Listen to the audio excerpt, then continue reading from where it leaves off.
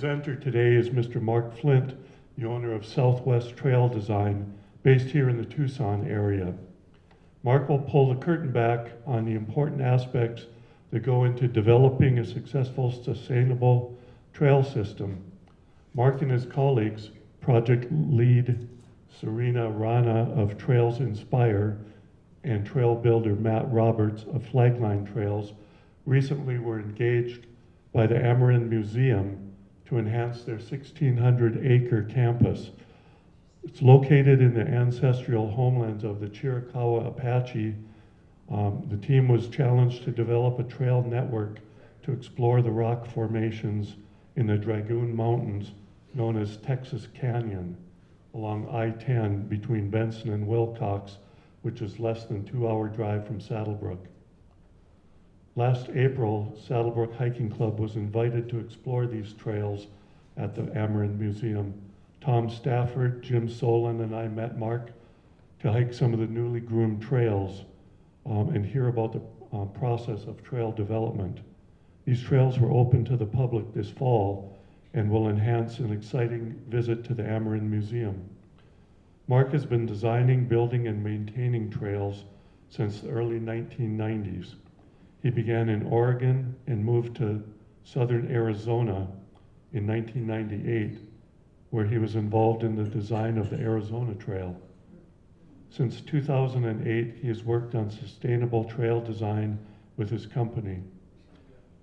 Other trail systems he's designed in southern Arizona include a reroute of the 50-year trail, 24 hours in the Old Pueblo race course, Tucson Mountain Park, Robles Pass, and the Sweetwater Preserve.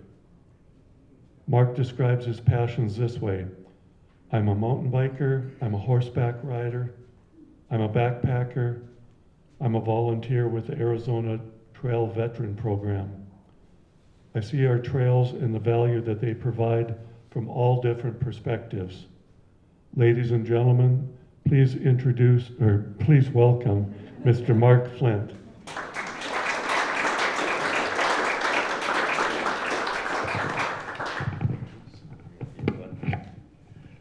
Thank you. I was going to just add to that biography a little bit, because I just didn't start doing trail things back in the early 90s. I grew up on cattle ranches in Santa Barbara County and then at age 12, Oregon. And of course, you're on trails or out near them all the time. I even had the bad sense to work as a cowboy for a while, but got knocked to my senses within a few years of that, and went back to my earlier career of journalism and communications. But that growing up on cattle ranches put me really close to nature, and that has always sustained me. One of my earliest memories as I think maybe 4 years old, in a ranch in California, lying in spring in the grass on my back, and the smell of the damp earth, the grass, the sound of the birds. I just felt totally connected and unseparated from everything around me in nature.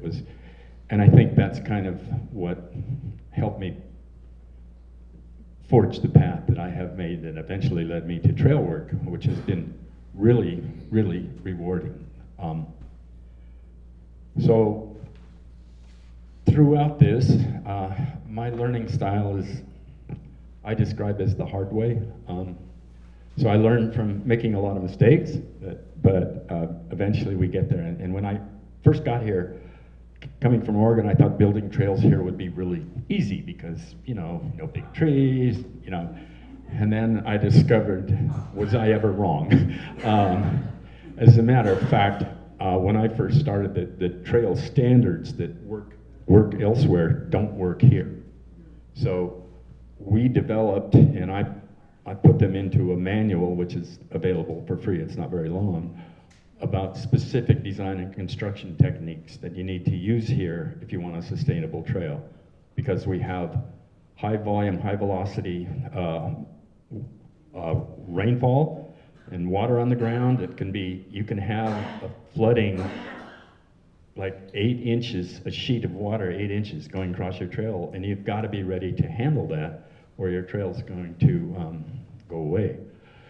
So in learning that, we have, and the Arizona Trail is a pretty good example of it, found ways to do sustainable trails that require less maintenance and are a lot more fun to use. We did a lot of work. I was for 13 years Trails Program Coordinator for Pima County, which is how all those trails and a lot of the others, I don't know if any of you have explored the new trails at Painted Hills or Enchanted Hills. But those are new and sustainable and really fun to hike or mountain bike as well. I've pretty much given up mountain biking because old, but I still hike a lot and would like to resume backpacking. But to get to the topic at hand, there's a lot of questions. What is the trail? Where do they come? You know, and I just would throw it out into a few people in your minds. What is the trail? What does it do for you?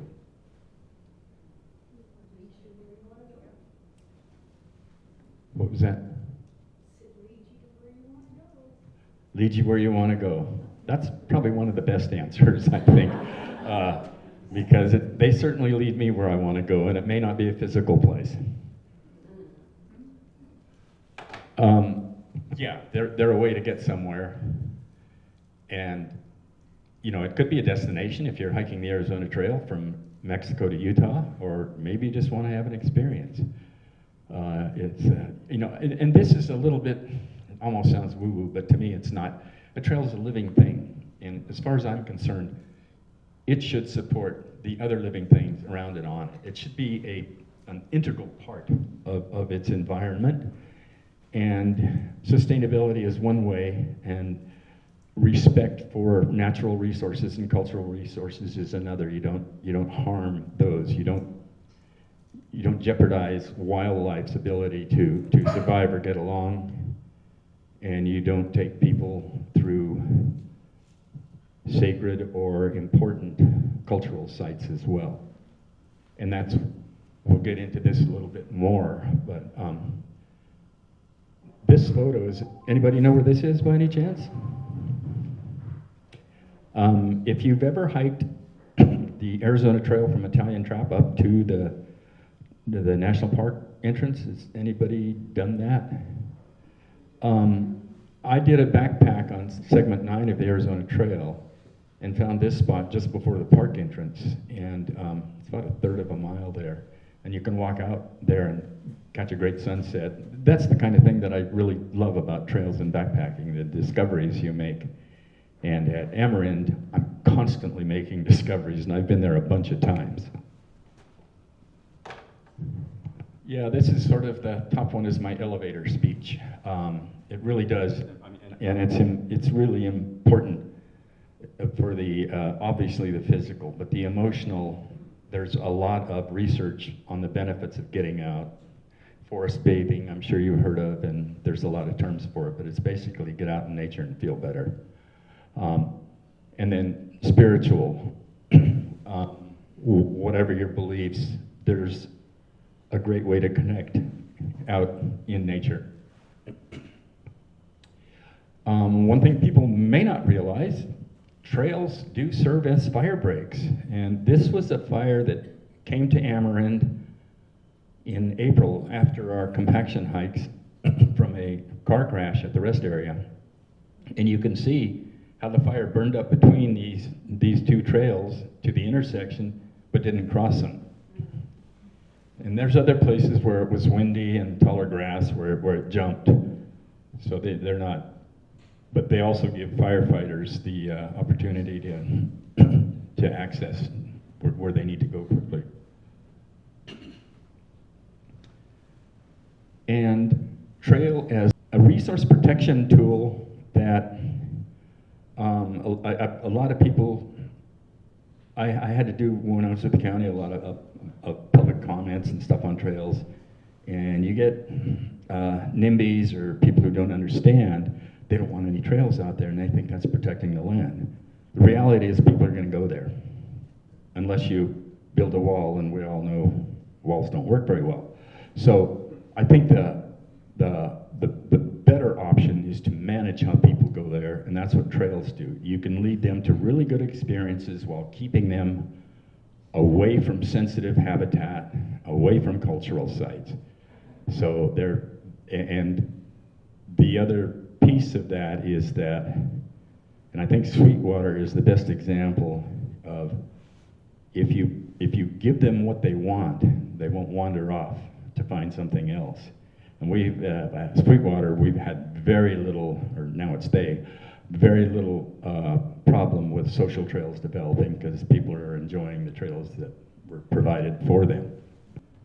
So now we're getting into the actual planning process. And you start with your objective. Who's this trail for? What user groups? And is it going to be a competitive course? You want technical, or do you want something really easy for beginners? And then mixed uses are also take a whole different planning than a single use. Like the hiking trails at Amarend, we didn't have to worry about accommodating mountain bikes or providing sight lines so trail users can see each other when they're going opposite directions, or going way up high so equestrians wouldn't get their hats knocked off. So that was, it makes it easier when it's a single-use trail, to tell you the truth. Okay, system considerations. This is kind of really important. There's several things that you consider. Connectivity. Are there other trails in the area that you want to tie into? This is actually the Amarend map, one of the early ones we did, but it's one of the early ones we did. There we go. Yeah, that's farther. That's pretty close to what we ended up with, something. And as you can see, the word stacked loop is pretty obvious right there. And that gives users lots of options. I mean, at Amarend, you can do that first, it's called the Beargrass Trail, and I think that's the only one of the new names that I remember. But it's because we were all calling them the Northeast Loop, South Loop, and all that, and those are the names that still stuck in my head. But the stacked loop is one of the favorites because of the options it gives hikers.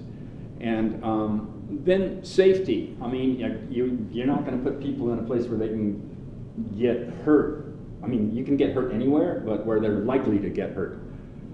Cost is important too.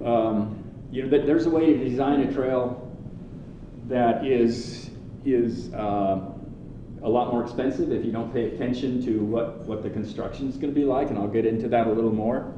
And then the other is, it's always been important to me, is impact on neighbors, taking trails too close to people's backyards. The only problem with that is people have different definitions of what is too close.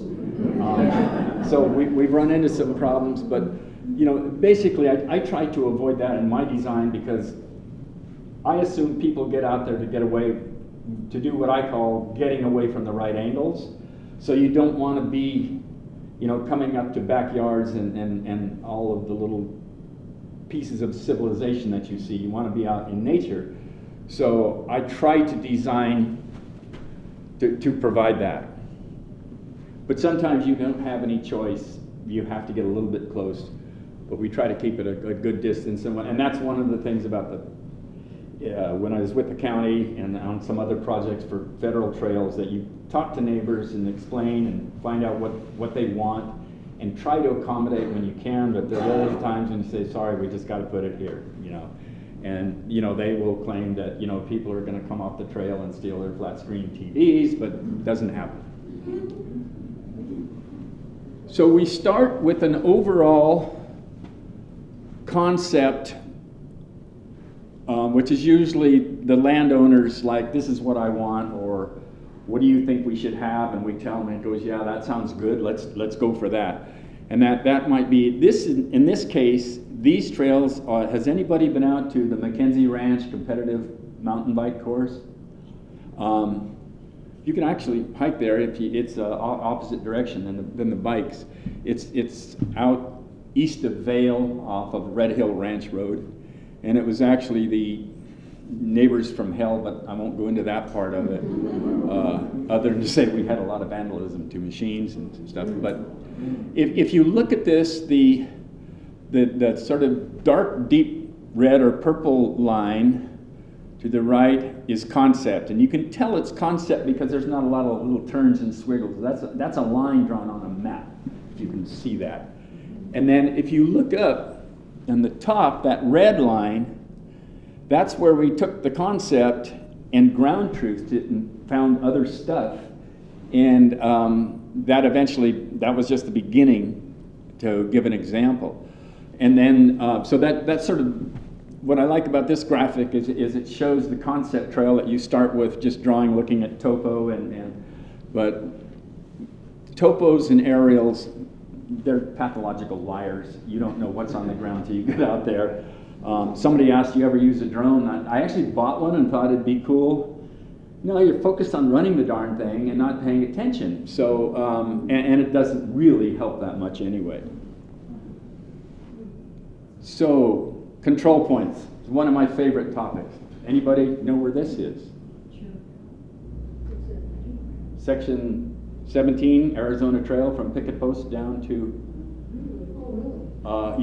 from Picket Post down to the Gila River. And you can see the trail back off the shoulder of that. There's positive and negative control points when you design and build a trail. Positive are where the trail either you want to take it or you have to. Like a trailhead is kind of a have to, but the want tos are the aesthetics, and also the sort of what kind of grade do you have to make to get where you're going to keep it sustainable. So then there's negative control points, which is where you don't want to take a trail. Say if it cliffs out, obviously, you can't take it there.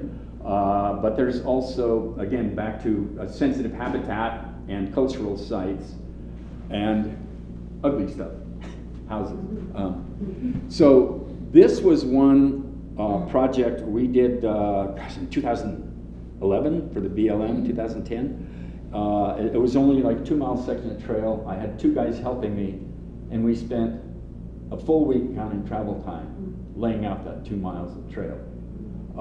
Part of it was the BLM's crazy requirements of grade stake alignment, but again, that's really technical. It just means they wanted way too much information, which we had to provide them, and it took more time.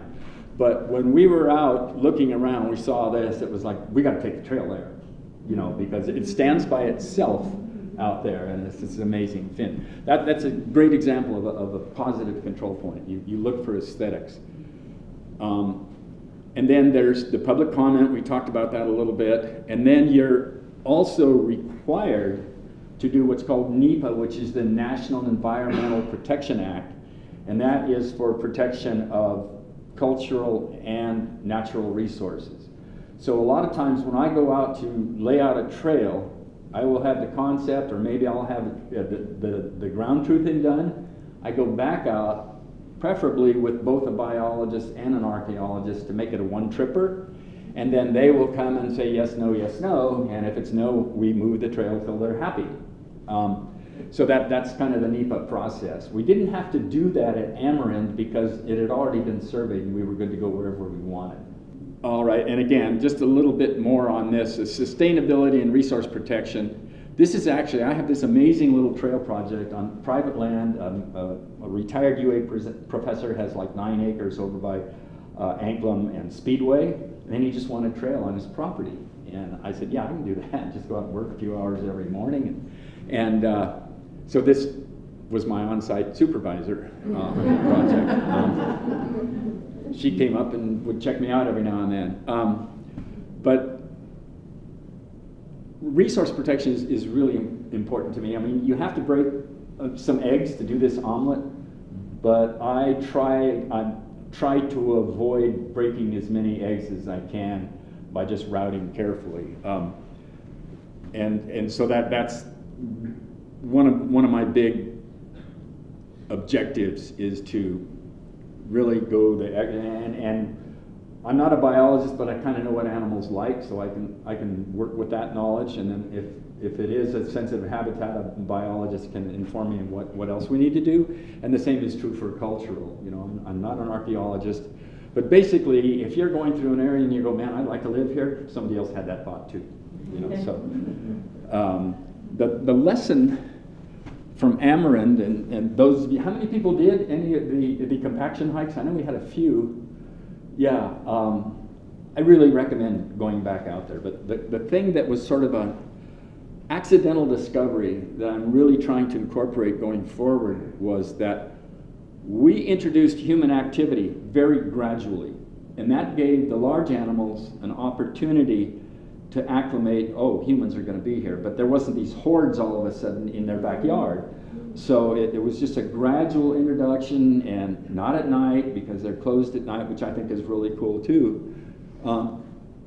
So that's something that I think really helps. You know, instead of startling animals and getting them into their, you know, adrenaline mode, there's like, oh, there's humans there, and they just sort of move away, and then they know when they can come back.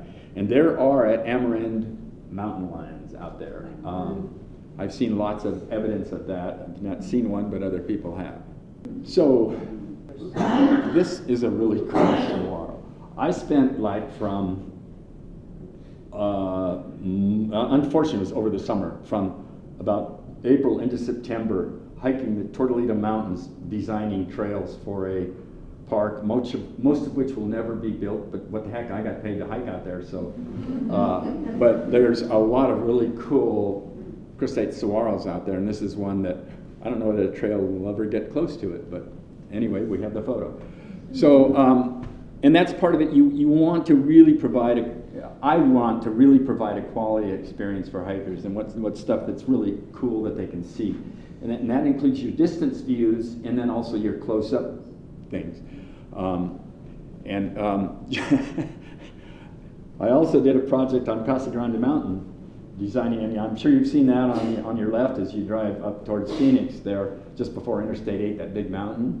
And this kind of shows how control point definitions can change. On that mountain, which is pretty much not much there, a little Palo Verde tree this tall would become a positive control point. Well, you got to take it by that, you know, because it's unlike anything else out here. So that's a challenge. I wanted to talk a little bit about my design process because it's a little different. Where possible, what I like to do as I start, sometimes I just have to follow the constraints that are laid out for me. But if I have a lot of freedom and a blank palette, or if I have a problem area, even in some of the places where I do have constraints, I will stop. I will close my eyes and try not to think about anything for a while. And then I open my eyes and I see the path. Okay, this sounds a little woo-woo. There's science behind it. And the science is that our conscious mind can maybe recognize 5 to 7 data points in a second, and your subconscious mind is up there in the millions, 1 to 2 million. So I'm just using my subconscious to do the work for me. And there are times when I just walk, it's almost like a light is shining on the ground in front of me. Another trail designer was talking about that process, and he said, yeah, it's like there's a ribbon, you know. So it's really cool, and I have never had that fail me. The biggest challenge, one of the biggest challenges I had was I designed a trail in a temperate jungle in Jalisco, Mexico, and you couldn't see, sometimes I couldn't see to where my computer is. So you had to rely on that other knowledge that was coming in, and it worked pretty well there too. So it's an important, I think, tool to have. Okay, so we've got it designed, we've got it approved, and then comes construction. A lot can go well and a lot can go wrong with construction depending on who you have doing the work. I have worked with a lot of youth crews, and some are good, some not so much, and they require a lot more management But we mentioned Matt Roberts from Flagline, and Matt and I and Serena, we collaborated on this trail project, and it was like we were one person. You know, we all had, I mean, we might have different ways of looking at it, but we'd all come to, yeah, that's better. And there was no ego, there was no, well, I came up with this idea, so I'm not going to let go of it kind of stuff. And it really helps you get the best possible trail you can get when the design, usually 2 to 3 people. I hate designing with large groups, but you know, 1 or 2 people design, and then you get a builder who's totally on board, or say, hey, we can do a little better. And actually what happened at Ameren, another lesson from Ameren, was Serena and I were so gobsmacked by everything around us that it took away our attention from where the best route would be. So we went out during the tight flagging process, and fortunately we could move the trail wherever we wanted because it had all been cleared, and made a lot of improvements, bringing them into the rocks more and close up. And that was a good lesson. It's like, pay attention. Always a good lesson to pay attention. And then the design build is, I'll get back to machine in a minute, but design build is basically you give the builder, assuming that the builder has design experience, the freedom to adjust on the fly to make the trail better. And that happened a lot at Ameren. They found, hey, we can do a little better here, cool, or we can do this. There are some things that you don't know what they can do. You got a rough idea, but they can go like, we can do it even better over here, and you're like, yeah, go for it. So there was a lot of that there. Machine building, I resisted it, even though I love operating machines, for quite a few years at Pima County because I was concerned about the impact on resource. But if you have a small machine, this is a 4-foot wide dozer, weighs 5 tons. I operated that for several years at the county. You can make a trail with that saves so much time. At Pima County, we had volunteers, and doing hand-built trails with volunteers, we got 5 miles of new trail per year. When we started using machines, that jumped to 20 miles per year. So they make a huge difference. And my concerns about impact is if they're operated carefully, I mean, it's a 4-foot wide dozer, so it has that 4-foot wide track, but you don't have to make the blade part of it 4 feet wide. There's a lot of things you can do to have that only 2 or 3 feet wide, and then the crews come behind and clean up, and the grass comes in. And if you ever go out to the McKenzie Ranch, that was pretty much all machine build, and there are places where there's just single ribbons of track that are maybe 14 inches wide, and you wouldn't believe a machine was in there. So they can really, and now the places obviously where they can't go, where it's too dangerous or too rocky, but they're a great tool to have. And Matt Roberts has a machine called a Sutter 300, which is only like, I think it can go out to 3 feet wide. And you walk behind it, or you can stand on it. It's so small and operated, and it doesn't have the power that this machine has. But there's a lot of really good. Usually these machines are followed by a micro excavator, a little X, and those are kind of cool because they can reach out and do stuff without having to walk over on top of it. So machine building is a good thing, in my opinion, where it suits. Yeah, well, a couple of things that a trail needs to have a coherent personality. And by that I mean it needs to have a similar sort of sinuosity throughout, where sometimes nature doesn't give you that option, but you want a trail to be what it starts out to be as much as you can, so that you don't get shocked into a different experience, say more technical. You're walking along and everything's great now, and it becomes more technical. Now in the Catalina Mountains, you expect that. I mean, it's unavoidable. And like the Pima Canyon Trail, the first 2.5 miles are gorgeous and beautiful and really nice. Now all of a sudden it tips up and you're like, oh my God, I'm gonna die. So there is that aspect, but that's one of the things that I try to do is keep the trail's personality congruent. It helps the experience. to sort of, you know, I had a mountain biking experience in Oregon on the Mackenzie River Trail, which is a gorgeous trail. I think fire took it out. I hope they're rebuilding it. It's one of the most amazing trails in the universe. It follows the Mackenzie River, as the name implies. But as a mountain biker, there were parts of that trail that, and there was very few hikers, plus good sight lines, so you could really rail it. You could be carrying a lot of speed.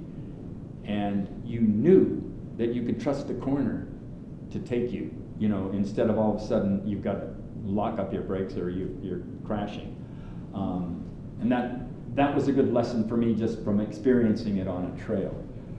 But I think I covered everything. It was all in my head. So I was just like, yeah, go to questions now? Yeah. Were you involved in the Ridgeline Trail in Tornadoes? Yes. Yeah, I did design and construction project management on that. Because that trail goes to a couple of really nice viewpoints and via Crested Saguaro. Yes, it's a gorgeous trail, and the crew that did that work on that, I don't know. I sort of get all geeky over good trail work, but there's some amazing rock work that you probably don't even notice on that trail, because it just fits in, and that's the idea. You're not supposed to notice the construction when you're on the trail. But that trail is also tied into a bunch that I laid out that didn't. There's one that's supposed to go all the way south to county property from there that I spent, I don't know, probably 3 weeks laying out. It's definitely not going to happen in my lifetime. I hope the county hasn't lost the GPS tracks, but yeah. Are there any special considerations for water runoff in designing a trail? That's the biggest thing you think about is how do you manage water on a trail?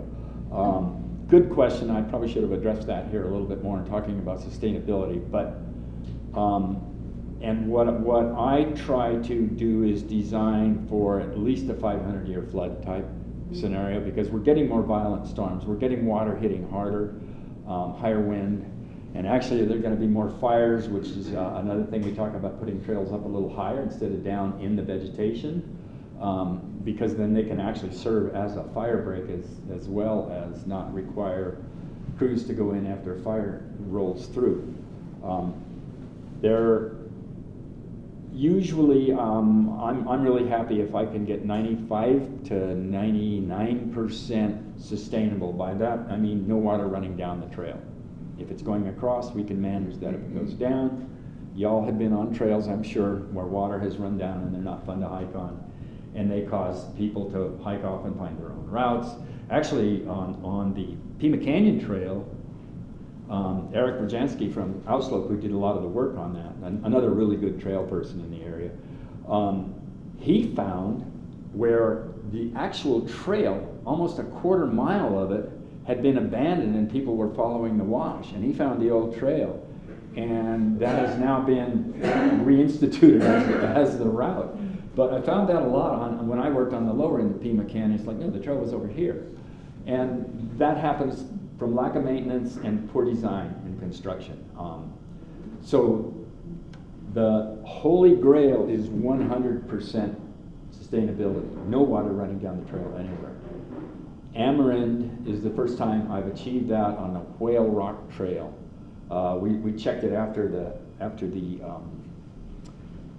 monsoons, and they had some pretty good rains down there, and there wasn't even a 1/4-inch rivulet going down the trail, tracks of that afterwards, and I was like, you know, okay, I can die now. How do you design a trail to keep people from cutting switchbacks? Yeah, I love Choya.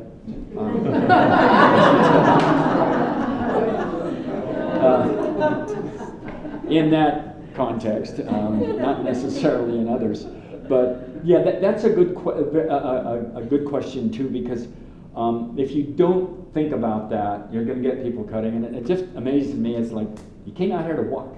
Why are you trying to shorten your hike? But people do. It's human nature, and that and lining rocks along the trail really get me going. But because number one, it makes it unnatural, and I would have that a little bit with the Arizona Trail Volunteers start doing that, and I became famous for coming up and sort of kicking them out of the way, saying this is not an English garden.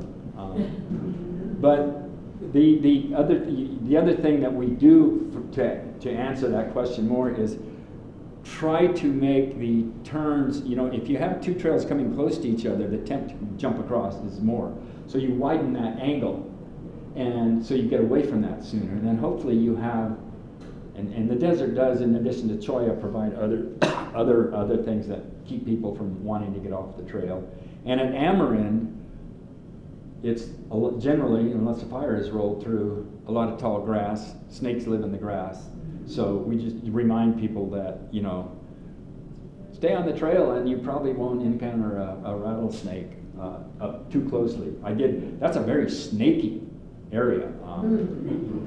But they're cool. I mean, I've encountered several diamondbacks, my first real confirmed tiger, and a couple of blacktails. And, there's sort of, a lot of people think that snakes are lying in wait for you, but, they're not. They can't. I mean, if they have to envenomate you because they think it's for their defense, it takes 3 weeks to restock their venom, so they're not going to eat for 3 weeks. So, but I know people that have been bitten, and I haven't, and they've had the opportunity and haven't done it.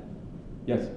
Can you talk a little bit about how budget considerations impact trail construction? Construction? Yeah, and that's something that I think to be a good trail designer, you have to be a trail builder, because that way you know what can and can't be done and how hard it's going to be to do it. And obviously the harder it is to do it, the more it costs, because it slows down your cruise. A switchback turn, a good switchback turn, can cost you $2,500 to $5,000 for that one turn way up in the mountains where you have to do a lot of that work. I have avoided switchbacks as much as possible because they are more labor intensive. I have designed, I think one small bridge had to be put in on the trail, or culverts under in a couple of places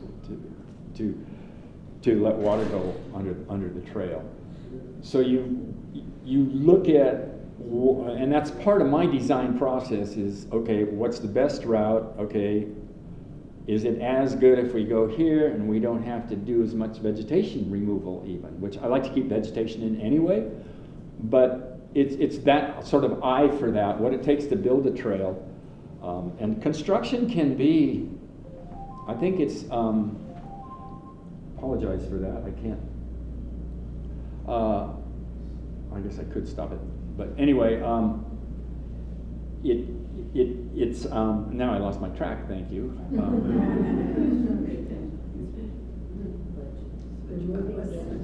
What's that?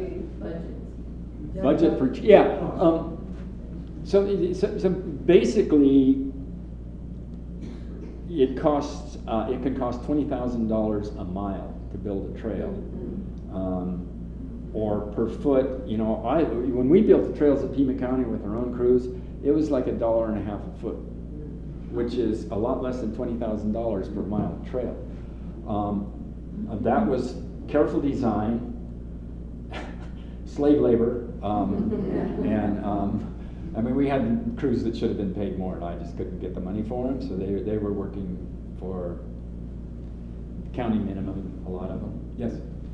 Did the trailheads all begin at the museum, or are there roads? In Ameren, there are actually going to be 3 trailheads, and I have a little more news on Ameren too. There's the main one at the museum at the picnic area, and then there's one that's called another Artists and Sculptors, or Artists and something trailhead, which is up near those northern loops that were the top of the loop system, and then there will be another one farther out. As their budget allows, the Ameren is going to add trails there. So right now there's about, when you count the birding trail, 8 miles. Serena and I have been poking around out there because we can't resist it, especially after the fire when you could walk on bare ground and you would see snakes. Serena has found most of it, about another close to 5 miles of trail. And as soon as the snakes go to sleep, we're going to go out and really work on that. And Eric Caldwell, the CEO and president of the Ameren Foundation, said, yeah, I want to do it, but we can't afford, we have to have money, revenue come in from the trails. Serena and I decided we'll just bank those hours and do it. And that way, when he does get the money, it's ready to build. We don't have to, we can jump right on it as soon as the construction is feasible.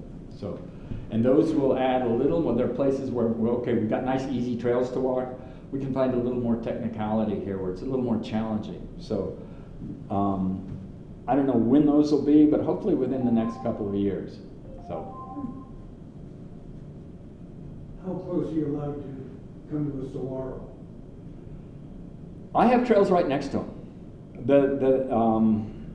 And it's fine, it doesn't hurt. What I am very careful about is if you have to dig near a saguaro to like bench, then I go I go above them and farther away because you don't want to cut a root. You don't want to hurt their water supply. And this trail that I'm building that I just described, there was one place where I found a saguaro root where I didn't expect it. So the trail has a little lump where I covered it up and compacted dirt. I said, you're just going to have to go over that little lump, So, yeah, that's what I do for saguaros. There was another, yes? Since you're out there where there aren't trails yet, have you ever gotten lost or momentarily disoriented? Well, I'm momentarily disoriented is my normal state of mind. But I have never really gotten lost.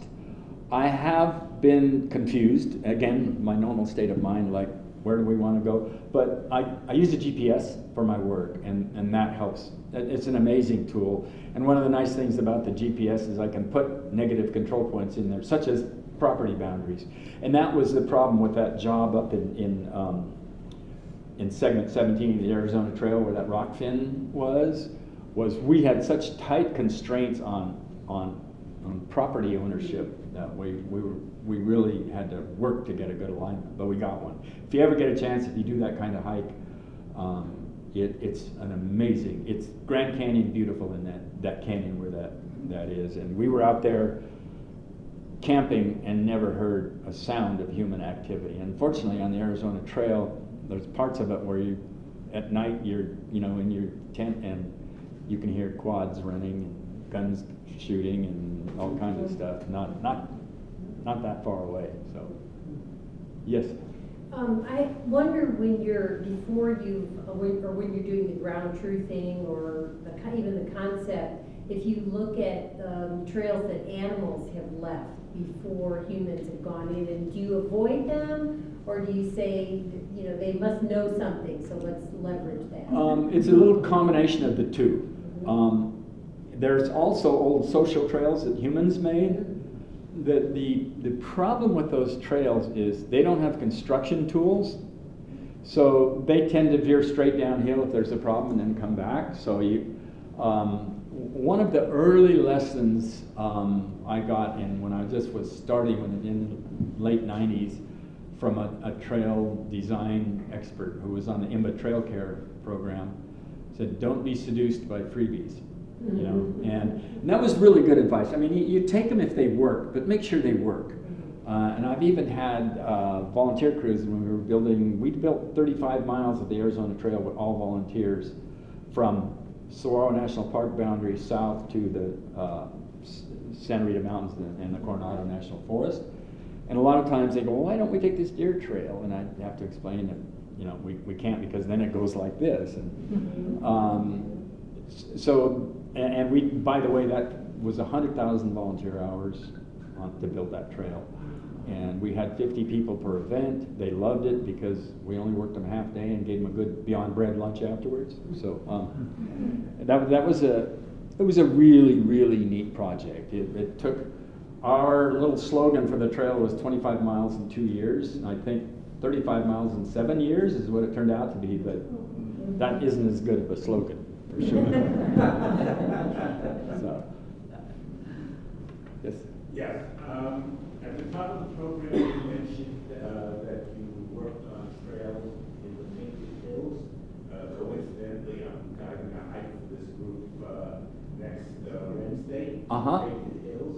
Is there anything you would like me to look for, especially, say, this is a special thing to see, or in terms of trail maintenance and, or just what you're, Yeah, that's one of the trails where there was a lot of problem with rock being lined at the beginning, and I haven't been out there in a while. If you see that, kick them off. The other thing about lining rocks is that when you line rocks on the lower side of the trail, you're funneling the water down the trail. You don't allow it to get off, and so you're causing erosion besides it being ugly. But that to answer your question, as you go out that trail, we're doing a mosaic loop and, in that area. okay, your first part from the trailhead was machine built, and where the loop trail takes off is hand built, and then the machine build continues, and then you get into a real rock field where there was a lot of pucker moments. I had to walk that dozer over those rocks and be really careful not to tip it over, especially onto a saguaro. And then beyond that we did, and then you will also see old roads that I had rippers on the back of that dozer to sort of rehab those roads. So you rip them up so that it makes it easier for vegetation to get going again. There is about midway on that loop, when you're kind of, let's see, as you get closer towards Speedway, there's a couple of really fascinating, there's a twin saguaro, and you'll see look for a cristata in that way, in that area as well. So, it's not too far from the trail, you can see it. Other questions? You have to do an environmental impact assessment before you actually construct? That's what NEPA is. It's an EA, it's an assessment instead of the EIS, an environmental impact study, which is a lot more detailed. And you want to avoid those because they can take years. That's a federal does the environmental impact assessment, and it's not as rigid because it generally is, say it's area that's been logged over timberland, for example, it's already been impacted, so they're not as concerned. So, yeah. Is that it? Thank you guys.